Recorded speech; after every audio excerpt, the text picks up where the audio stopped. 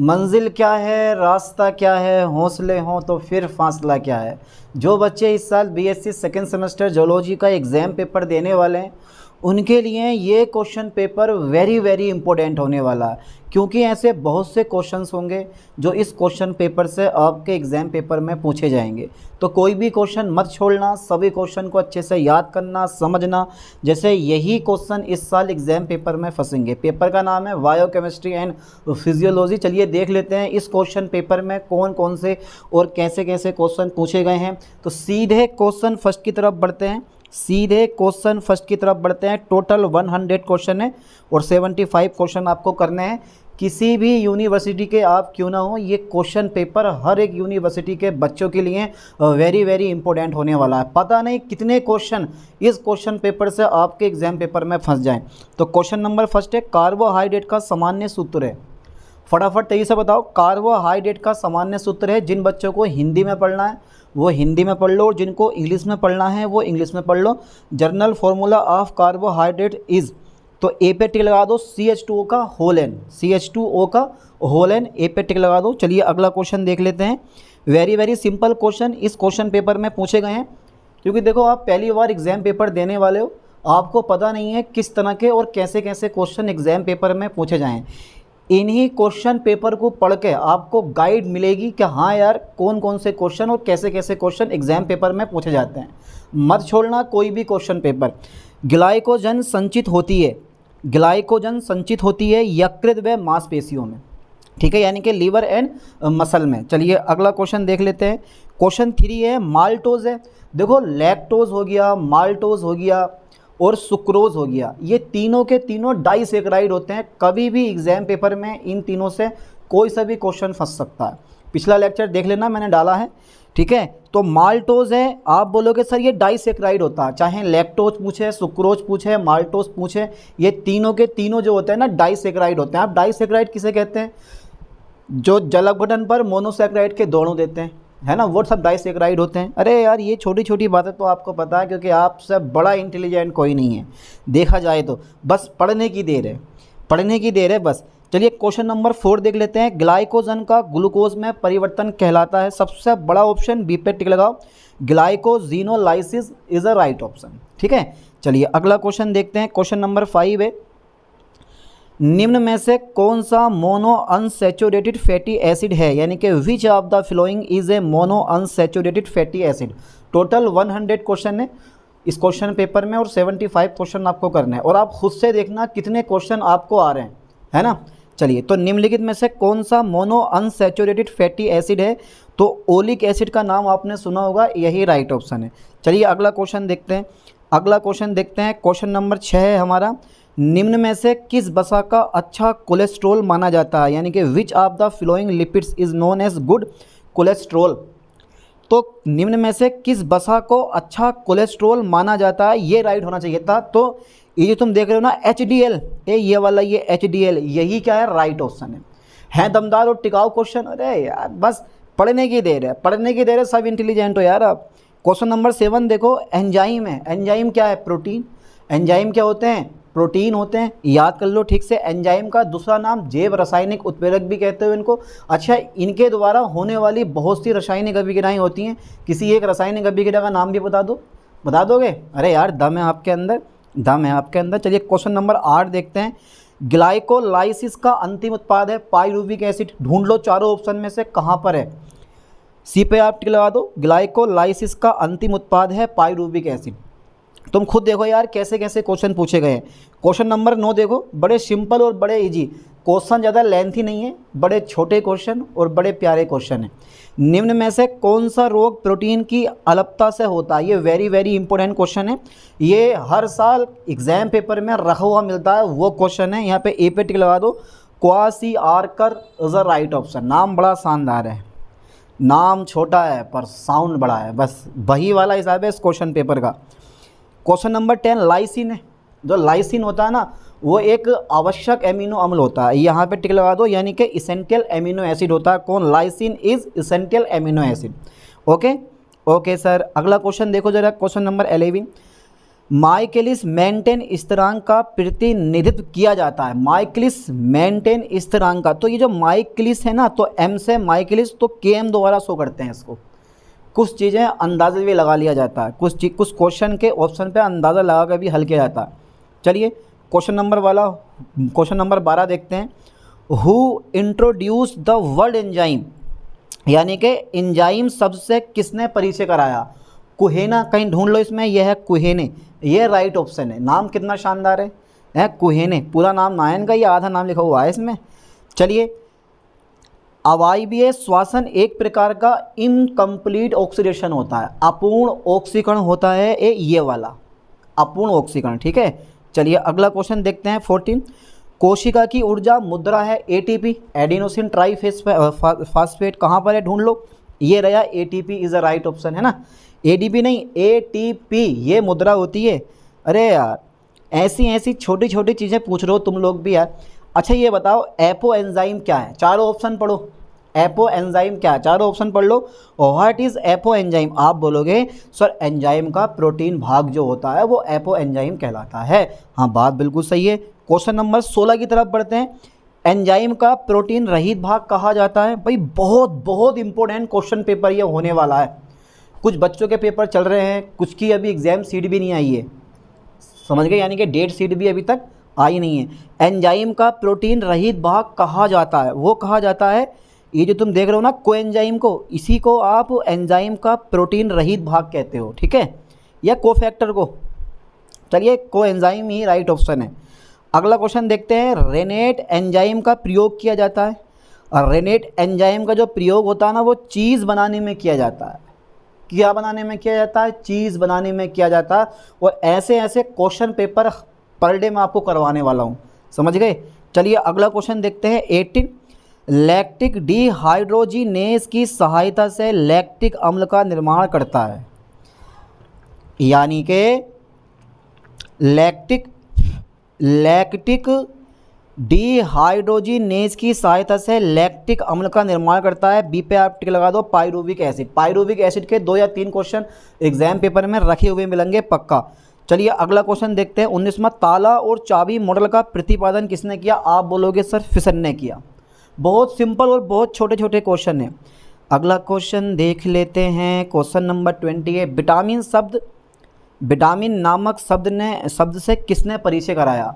फंक का नाम सुना है? ये वाले जो फंक है ना, इन्होंने 1912 में विटामिन वर्ड दिया, समझ गए, यानी कि ये नहीं कि विटामिन की खोज की, विटामिन शब्द दिया, समझ गए।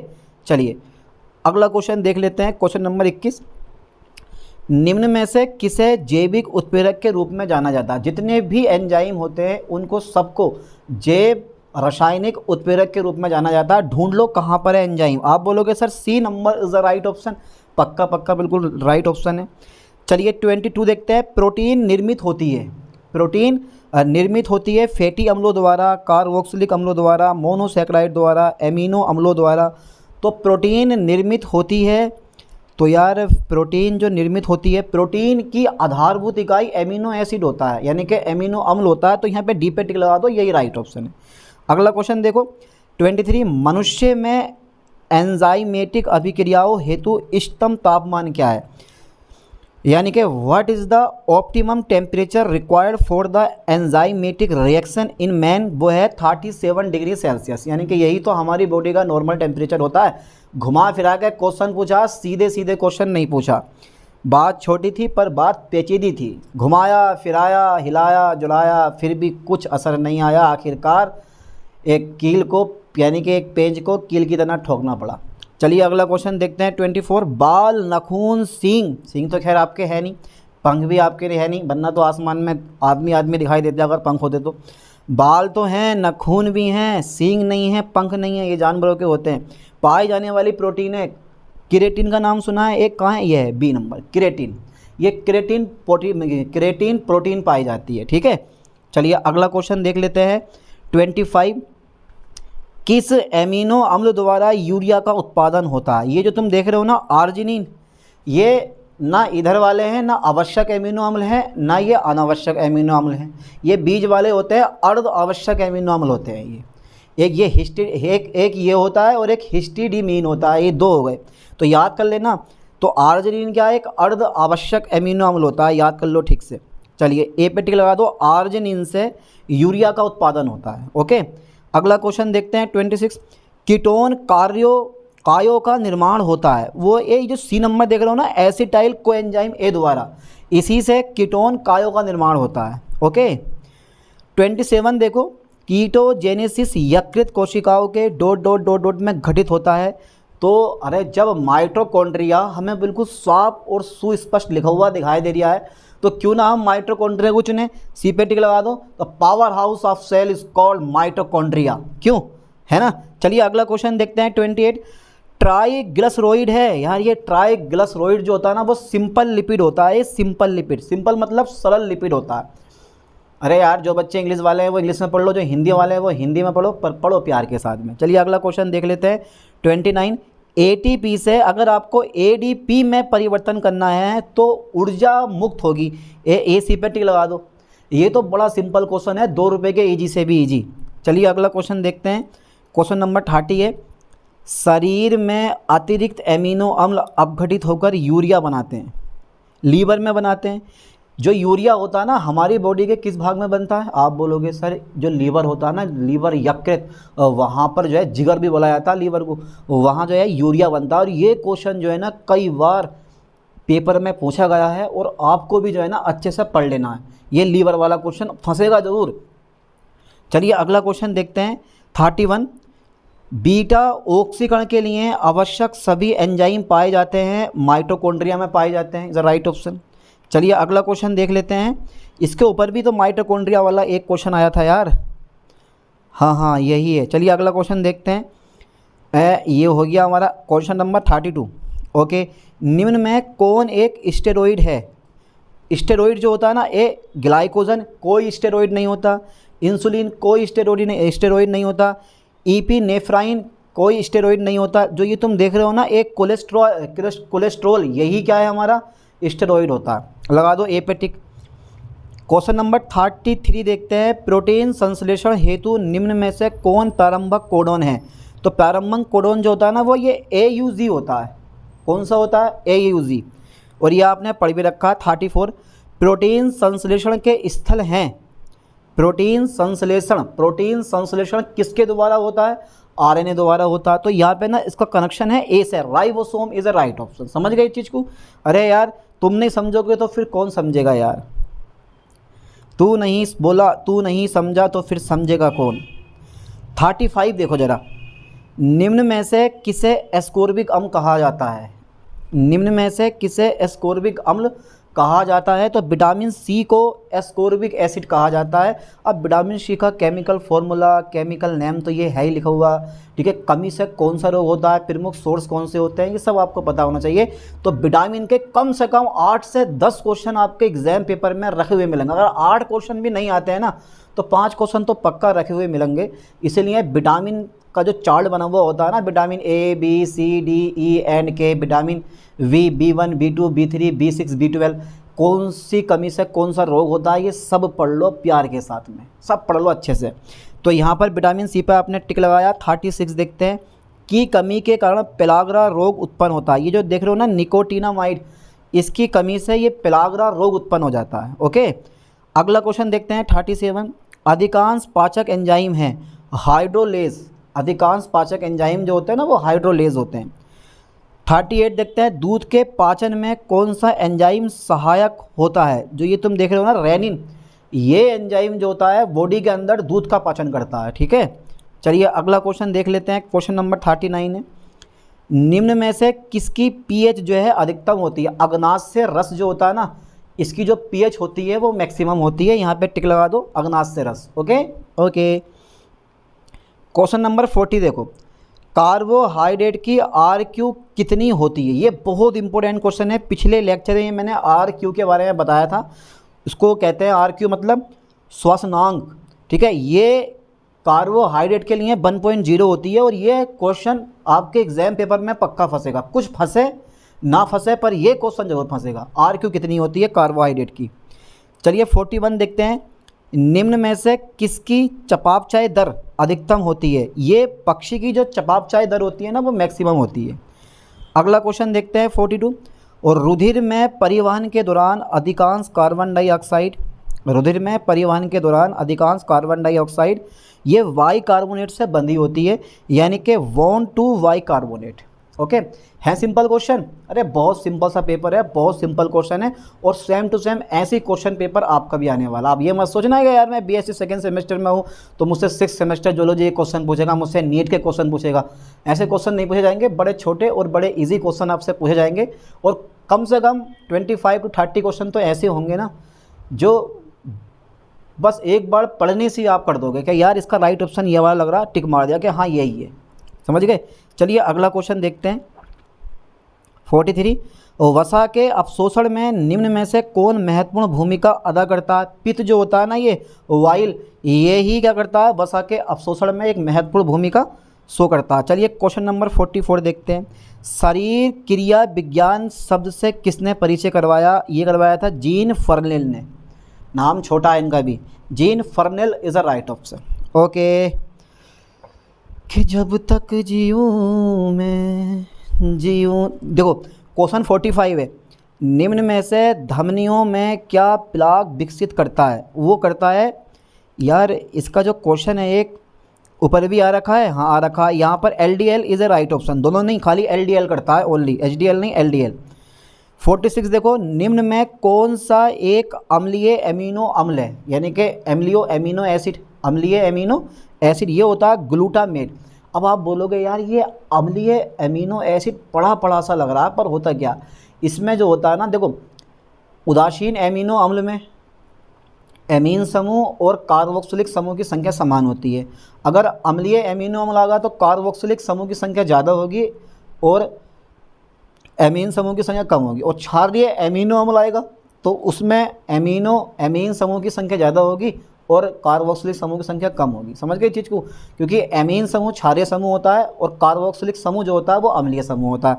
तो ये कंसेप्ट थोड़ा सा ना आपको क्लियर होना चाहिए, आप बता दोगे। एस्पार्टिक एसिड, ठीक है, ये ग्लूटामेट, ये सब के सब अम्लीय एमिनो एसिड होते हैं। 47 देखते हैं। निम्न में कौन सा बेस DNA में अनुपस्थित होता है? तो DNA में यूरेसिल नहीं पाया जाता। यूरेसिल पिरिमिडीन है, ये जो होता है वो RNA में पाया जाता है। इसके बारे में आपको पता होना चाहिए, ठीक है। DNA में कौन कौन से नाइट्रोजन क्षार पाए जाते हैं? 4। पहला बताओ, पहला कौन सा होता है? फटाफट तेजी से बताओ, बताओ यार, अरे बताओ। पहला एडेनिन, दूसरा थाइमीन, तीसरा साइटोसिन, फिर गुआनिन। अब ये बताओ A और T के बीच में कौन सा बॉन्ड होता है? आप बोलोगे 2 हाइड्रोजन बॉन्ड होते हैं। C और G के बीच में 3 हाइड्रोजन बॉन्ड होते हैं। DNA में कौन सा बेस नहीं होता? यूरेसिल नहीं होता है, ठीक है, ध्यान देना चीज़ पे। तो ये सारे क्वेश्चन एग्जाम पेपर में पूछ लेता है। 48 देखते हैं। क्रमादेशित कोशिका मृत्यु के दौरान DNA हो जाता है, विखंडित हो जाता है ये। अगला क्वेश्चन पढ़ो 49। निम्न में से क्या एक प्रो एंजाइम नहीं है? रेनिन कभी भी प्रो एंजाइम के रूप में कार्य नहीं करता है, इसलिए ए पे टिक लगा दो, रेनिन।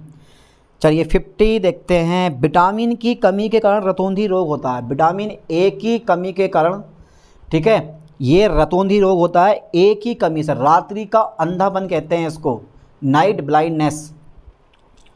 आप क्या बोलते नहीं है कि चलते चलते चलते चलते आप सीढ़ी में घुस गए, चलते चलते चलते चलते आप दीवार दिखी नहीं, दीवार में घुस गए, तो कहते नहीं है रतौंध आ रही है क्या? तो वही वाला हिसाब है। चलिए अगला क्वेश्चन देखते हैं 51।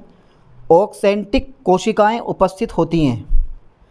ओए है, ये अमाशय पे टिक लगा दो। अमाशय के अलावा किसी में हो ही नहीं सकती यार, ये अमाशय में होंगी और कहाँ होंगी। 52 देखते हैं। निम्न में कौन सा आयुर्वृद्धि विरोधा यानी कि विरोधक एंजाइम है? यानी कि which of the following is an anti ageing enzyme? Peroxy catalase is a right option. C पे आप टिक लगा दो, केटालेज। चलिए अगला क्वेश्चन देखते हैं। वंध्यता विरोधक विटामिन है। नपुंसकता रोग किस विटामिन की कमी से होता है? आप बोलोगे विटामिन ई की कमी से होता है, ठीक है। चलिए 54 देखते हैं। कैल्सीफेरोल है, कैल्सीफेरोल है तो कैल्सीफेरोल विटामिन डी होता है। ए कहाँ है? ये डी पे आप टिक लगा दो। मैंने क्या कहा था, विटामिन से बहुत सारे क्वेश्चन आपके एग्जाम पेपर में पूछे जाते हैं, इसीलिए विटामिन को ना अच्छे से कवर कर लेना, लेक्चर देख लेना विटामिन का। कौन सी विटामिन गर्म करने पर नष्ट हो जाती है? विटामिन वही गर्म करने पर नष्ट होगी जो जल में घुलनशील होगी, चाहे विटामिन सी हो या विटामिन बी हो। तो ढूंढ लो विटामिन, कौन सा विटामिन गर्म करने पर नष्ट हो जाता है। विटामिन सी जो होता है ना, ये गर्म करने पर ख़त्म, फिनिश हो जाता है। चलिए क्वेश्चन नंबर देखते हैं 56। कोशिकीय श्वसन के दौरान विटामिन डॉट डॉट डॉट की तरह कार्य करता, ये कोफैक्टर की तरह कार्य करता। ठीक है, याद कर लेना ठीक से। अगला क्वेश्चन देखते हैं 57। फीरोमोन शब्द की खोज किसने की है। देखते हैं आज बिल्कुल सही सही ऑप्शन आपके माइंड में कौन सा वाला आएगा। चारों ऑप्शन पढ़ लो, चारों ऑप्शन पढ़ लो। अरे भाई मेरे जितने भी क्वेश्चन मैं पढ़ा रहा हूँ ना आपको, वेरी वेरी इंपॉर्टेंट है, very very important. Carlson is a right option, A पे टिक लगा दो, कर्लसन। ठीक है, अगला क्वेश्चन देखते हैं 58। श्वसन में किस प्रकार की ऊर्जा प्रयुक्त होती है। रासायनिक ऊर्जा प्रयुक्त होती है, यही तो होती है। अरे यार आपने ऑक्सीजन ली और बाहर छोड़ी कार्बन डाइऑक्साइड, यानी कि फेफड़ों के अंदर कोई ना कोई तो रिएक्शन हुई, बस रासायनिक ऊर्जा होती है। यहाँ पर आप सी पे टिक लगा दो। चलिए अगला क्वेश्चन देखते हैं 59। प्लेटिलेट्स की कमी से होने वाले रोग को कहते हैं, ये जो तुम देख रहे हो ना सबसे बड़ा, ये थ्रोम्बोसाइटोपिनिया। बोलो बोलो, थ्रोम्बोसाइटोपिनिया, ये क्या है, इसका राइट ऑप्शन है। ओके, चलिए अगला क्वेश्चन देखते हैं 60। बड़ी हुई लाल रक्त कोशिकाओं को कहा जाता है, आप बोलोगे पॉलीसाइथेमिया, पॉलीसाइथेमिया। ये ध्यान देना, बड़ी हुई यानी कि RBC को कहा जाता है पॉलीसाइथेमिया। ठीक है, हो गया याद, पक्का। चलो आगे बढ़ें। हाँ आगे बढ़ाओ सर, कोई दिक्कत नहीं है। Question number 61। रक्त की कमी से बचाव को क्या कहा जाता है। हीमोस्टेटिस, होम्योस्टेसिस, साइबरनेटिक्स, और इनमें से कोई नहीं, हीमोस्टेसिस, यही इसका राइट ऑप्शन है। चलिए अगला क्वेश्चन देखते हैं 62। हृदय का पेसमेकर है, पेसमेकर ऑफ हार्ट इज, अरे यार बहुत बहुत इंपॉर्टेंट क्वेश्चन है। आंधी टले तूफान टले पर ये क्वेश्चन ना टले, यहाँ पर आप टिक लगा दो बी पे, ऐसे note is a right option. Okay, चलिए क्वेश्चन नंबर 63 देख लेते हैं। फुफ्फुस आच्छादित होते हैं यार प्यूरा में, pleura is A right option. फुफ्फुस जो होते हैं ना, यानी कि lungs are in closed in, pleura में जो होते हैं ना क्लोज होते हैं। ओके, अगला क्वेश्चन 64। हृदय का कौन सा भाग फुफ्फुस से शुद्ध रक्त प्राप्त करता है। तो ये जो बायां अलिंद होता है ना, लेफ्ट ऑरिकल, यही क्या है, इसका राइट ऑप्शन है। बायां अलिंद, याद कर लो बायां अलिंद। अरे बायां अलिंद यार, अरे यार तुम भी कुछ नहीं यार, तुम तो यार। 65 देखो जरा, निम्न में कौन सी कोशिकाओं में श्वसन नहीं होता। जो ये RBC होती है ना, रेड ब्लड सेल्स, इनमें जो होता है ना श्वसन नहीं होता, ये ध्यान देना। रेड ब्लड सेल में रक्त का pH कितना होता है, आप बोलोगे सर 7.3 से 7.4, तो 7.4 is A right option. You are very very intelligent. ये तो छोटे छोटे क्वेश्चन आपके बाएं हाथ का खेल है, चुटकियों में कवर कर लोगे, चुटकियों में इन क्वेश्चन को। चलो 67 देखते हैं। रक्त स्कंदन हेतु निम्न में से क्या सम्मिलित होता है। फाइब्रिन इज ए, देखो दो, या तो इसका बी नंबर राइट होगा या इसका डी नंबर, दोनों के दोनों सही है बिल्कुल। ये तो मैंने बी पे टिक लगा दिया, फाइब्रिन है ना। चलिए अगला क्वेश्चन देखते हैं 68। यूरिया का परिवहन किया जाता है, तो यूरिया का परिवहन हमेशा प्लाज्मा द्वारा किया जाता है। ढूंढो ऑप्शन में A number, plasma is a right option. अगला क्वेश्चन, यूरिया निर्माण होता है, ऊपर भी ये क्वेश्चन पूछा गया, लीवर में यकृत जो होता है वहाँ पर क्या होता है, यूरिया का निर्माण होता है। अगला क्वेश्चन देखो जरा 670। हेनले का लूप स्थित होता है, अब स्थित की जगह ना स्थित लिख देते बढ़िया रहता, पर कोई नहीं। Loop of Henle lies in the region of, हेलने का रूप अवस्थित होता है कोर्टेक्स में, मेड्यूला में, पेल्विस में, मूत्र वाहिनी में। तो बी पे आप टिक लगा दो, medulla is the right option. Okay, चलिए स्तनधारियों का वृक्क होता है। ये यार स्तनधारियों का वृक्क कैसा होता है, इसमें तो फंसा दिया मुझे हैं। या ये बताओ स्तनधारियों का वृक्क कैसा होता है, मेटानेफ्रिक या मीसोनेफ्रिक। मेटानेफ्रिक डी पे मैं टिक लगा दे रहा हूँ, हो सकता है मीसोनेफ्रिक भी, और में से सही है, राइट ऑप्शन डी होना चाहिए, मेटानेफ्रिक। चलिए 72। अत्यंत विषैला उत्सर्जन उत्पाद है, ammonia, ammonia is a right option, कोई दिक्कत नहीं है। 73 देखते हैं। स्तनधारियों के मस्तिष्क के किस भाग द्वारा हृदय गति को नियंत्रित किया जाता है। ये medulla oblongata, medulla oblongata is a right option. क्या बात है सर। चलिए 74। मस्तिष्क का सबसे बड़ा भाग, अरे दिमाग तो है आपके अंदर, बताओ जरा। सेरिब्रम जो होता है ना, वो मस्तिष्क का सबसे बड़ा भाग होता है। आप कहोगे कैसे, ऐसे ऐसे, बस ऐसे ऐसे ऐसे ऐसे ऐसे कैसे। 75 देखते हैं, नी जर्ग रिफ्लेक्स है, एक फेजिक रिफ्लेक्स है, phasic reflex is the right option. अगला क्वेश्चन 76, सेरिब्रल हेमीस्फीयर की छत है, सेरिब्रल हेमीस्फीयर की छत है, इपीथैलेमस, हाइपोथैलेमस, कार्पोरस स्ट्रिएटा या पेलियम, डी पे आप टिक लगा दो, पेलियम इज द राइट ऑप्शन, हटाओ। चलिए 77 देखते हैं, नोज ब्रेन विशेषता है, नोज ब्रेन जो होता है ना वो मछलियों की विशेषता होती है, नोज ब्रेन, नोज, ठीक है, तो यहाँ पर आप मछलियों में टिक लगा दो, B number is A right option. चलिए 78 देख लेते हैं, दाएं और बाएं दोनों सेरिब्रल हेमीस्फीयर जुड़े होते हैं, तो वो जुड़े होते हैं, हम काय से जुड़े होते हैं, कैलोसम से जुड़े होते हैं, कर्पस कैलोसम से जुड़े हुए होते हैं, ऑलवेज याद कर लो ठीक से। 79 देख लेते हैं, शारीरिक एवं मानसिक तनाव के दौरान कौन सा हार्मोन उत्पन्न होता है, रिलैक्सिन है नहीं होता है, थायरोक्सिन नहीं होता, कैल्सीटोनिन नहीं होता, हाँ एड्रीनेलिन ये होता है, ये राइट ऑप्शन है इसका। चलिए अगला क्वेश्चन देखते हैं 80, लीडिंग कोशिकाओं द्वारा कौन सा हार्मोन निर्मित होता है, आप बोलोगे सर टेस्टोस्टेरोन जो होता है वो यानी कि लीडिंग कोशिकाओं द्वारा उत्पन्न होता है।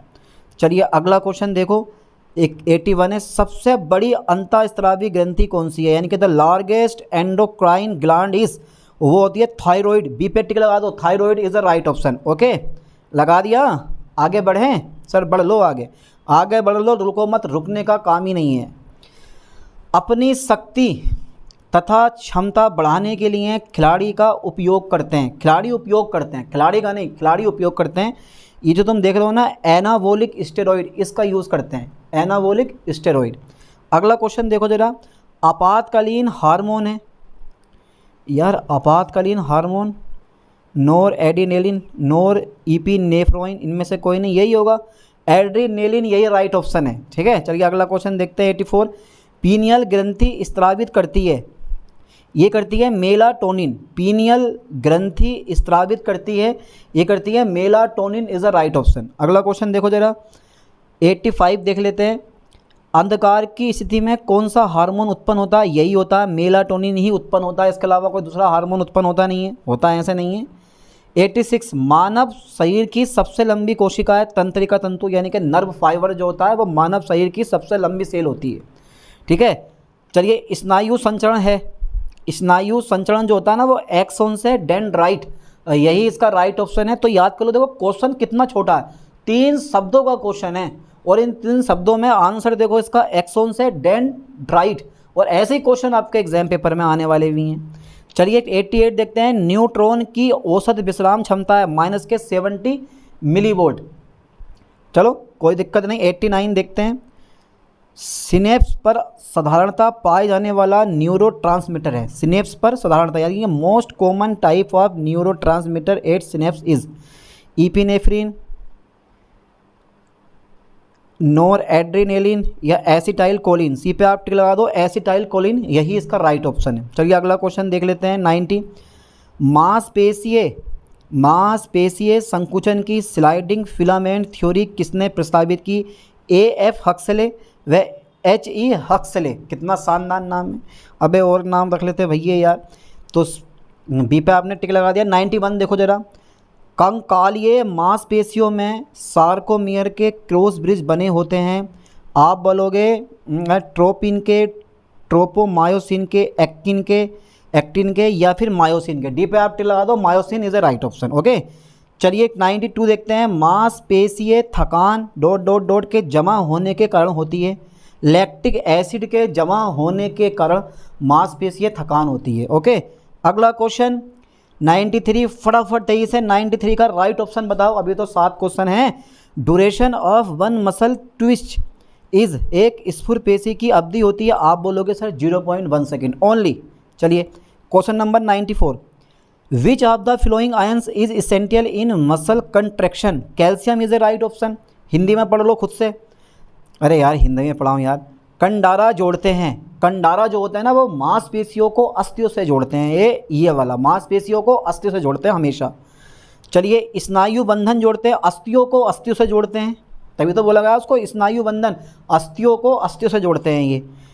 चलिए 97 देखते हैं, निम्न में कौन सी प्रोटीन मांसपेशीय तंतुओं में नहीं पाई जाती? केरेटिन प्रोटीन जो होती है ना वो मांसपेशीय तंतुओं में नहीं पाई जाती, क्योंकि ये नाखून, जो ये नाखून होते हैं ना, देखो मेरे इतने छोटे छोटे नाखून हैं और आपके इतने बड़े बड़े होंगे बहुत ज़्यादा। Keratin is a right option. अगला क्वेश्चन देखो जरा 98, मांसपेशीय कोशिकाएं डॉट डॉट डॉट के एकीकरण से बनती हैं। भैया रे, ये मांसपेशीय कोशिकाएं के एकीकरण से बनती हैं। मायोब्लास्ट, फाइब्रोब्लास्ट, मास्ट कोशिकाएं, तंत्रिका कोशिकाएं। बीपीआर टिक लगाओ, myoblast is a right option. Sarcomere के बीच का भाग है 2 जेड रेखाएं, इज ए राइट ऑप्शन। चलिए क्वेश्चन नंबर लास्ट है 100, निम्न में कौन से मांसपेशीय ऊतक ऐच्छिक प्रकृति के होते हैं? इनमें से कोई नहीं। पूरे 100 क्वेश्चन मैंने आज इस लेक्चर में करवा दिए हैं। हाँ, 1-2 क्वेश्चन हो सकते हैं कि कहीं मिस्टेक हो गई और लग रहा है आपको कि यहाँ पर मिस्टेक हुई है, आप उसको सर्च कर लेना और देख लेना कौन सा राइट ऑप्शन है। मिस्टेक हो सकती है, बाई चांस में से होगी नहीं, लेकिन अगर हो भी गई हो किसी क्वेश्चन में या आपको लग रहा है कि यार इसका राइट ऑप्शन ये वाला होना चाहिए था, टिक कर लेना आपसे, ठीक है। चलिए, तो अच्छे से पढ़ो, मेहनत करो, मिलते हैं नेक्स्ट वीडियो में नेक्स्ट लेक्चर के साथ। थैंक्स।